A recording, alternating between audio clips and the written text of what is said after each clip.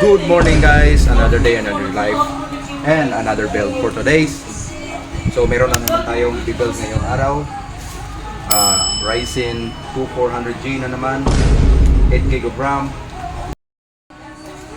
ES Gaming 128GB of SSD, and 500 HDD Seagate, and BioStar B450M MHP.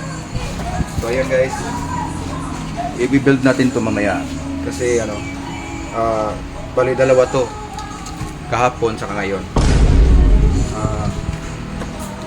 Kaya meron siyang stock na fan at 450 watts of power supply. At higit sa lahat, meron tayong gaming case na affordable lang. Ito, affordable lang yan guys. Yan. Affordable lang yan. Ang total na set na to is 20k lang. Meron na rin siyang 24 inches IPS Envision.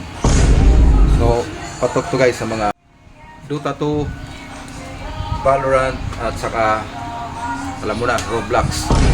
Huwag lang sa PUBG. Okay. We'll be back soon. Matatapos namin yung build. So, welcome back guys. Pumanang dato ang computer set gaming. So, amo sang kuhaan og video guys.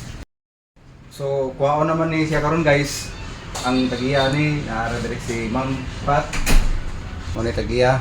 So, ana siya ay games, GTA 5, Crossfire and COD. Nindot na po din siya sa kuan guys. Sa duwa.